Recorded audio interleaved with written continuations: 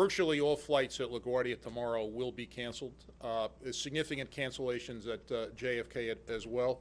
The typical advice we give is call your carriers if you're planning on leaving tomorrow when the roads have been reopened, whenever that time is.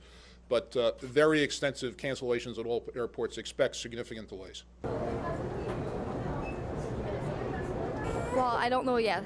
Well, flying and hotel and trying to get on the next flight. We were supposed to leave on Wednesday, but everything got canceled on Wednesday. So today was a very difficult day on the phone rescheduling for tonight.